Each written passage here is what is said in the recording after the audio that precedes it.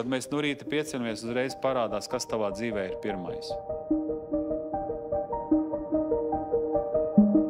Dievs mūs aicina uz to, lai mēs atzīstam viņu kā mūsu dārgo kungu, kurš ir atdevis savu dzīvi par mums, un lai tagad mēs tāpat atdodam savas dzīves viņam un dzīvojam ar to, lai viņu mīlētu ar vienpusēju mīlestību, pat neko nesagaidot no viņa. Tātad, Dievs, es varu mīlēt tevi ar visu to, ko tu man esi devis, ar visiem saviem talantiem, ko tu esi devis, ar visām savām iespējām, ar šo laiku, ko tu man esi devis, Dievs. Es viņu negribu vienkārši palaist vējā, skatoties kaut kādas seriāls, vēl kaut kādas pasaulīgās lietas.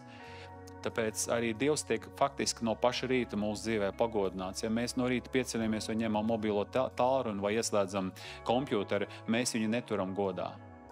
Mēs viņu neturam godā. Tas tā kā pēc kāzām, iedomājies, pēc kāzām vīriņš pieceļās un aizbrauc ar draugiem uz zveju uz 3 dienām.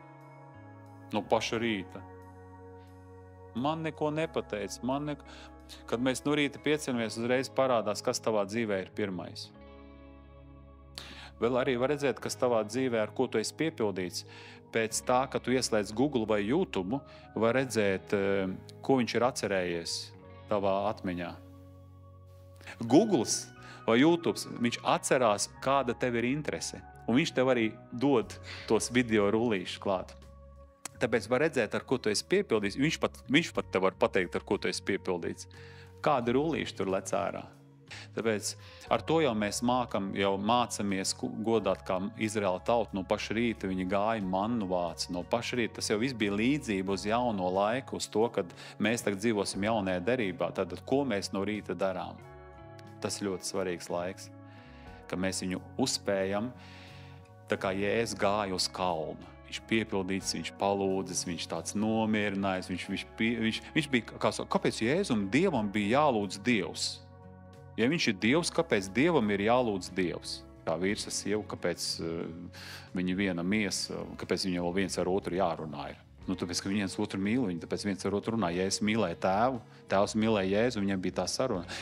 Un kad viņš pabija tur, tad, kad viņš gāja lejā, viņš tikai atvēra muti, viņam nebija jāiespringst. No viņa mutes iztecēja žēlastība. Ja viņam vajadzēja par ļauniem gariem lūgt, nebija problēma, viņš nebaidījās. Tikko noskatījos filmu kaut kādu grēcīgo, es neesmu gatavs par ļauniem gariem lūgt. Kur tu man tur iet kaut ko tur darīt, es pats tur. Viņš vienmēr gāja uz darbu vai uz kalpošanu vai uz ikdienu no kalna. Viņš bija piepildīts, un tad tālāk viņam visi ļoti labi sanāca. Viņš nesteidzās, viņš arī nekur tā kā nebremzē, viņš bija gara vadīts. Tāpēc, ja no rīta tu esi labi kvalitīvi pavadījis laiku ar Dievu, esi piepildījies, pēc tam darbi šitā te sokās.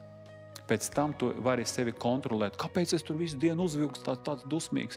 Tāpēc, ka tu nebija savienojies ar Dievu. Tāpēc jau tev ir pēc tam tādas eksplozijas, tu nevari būt lēnprātīgs. Tāpēc, ka lēnprātīgs tas ir svētā gara kontrolēts cilvēks, kuru kontrolē vienkārši viņu tur svētais gars. Viņš vienkārši zina, nesaki, muti ciet, turi ciet, neatbildi. Tā ir sātana provokācija. Tu pilnīgi esi modrs. Kāpēc? Tāpēc no rīta bija izlūdzies, izraudājies, izkliedzies, ja vajag, bet tu esi piepildījis. Un tāpēc Jēzus visu laiku visu darīja no kalna lejā ejot. Un tā viņš gāja pie mācekļiem, un mācekļi neapmierināt, mēs nevaram šo ļauno garu izdzīt.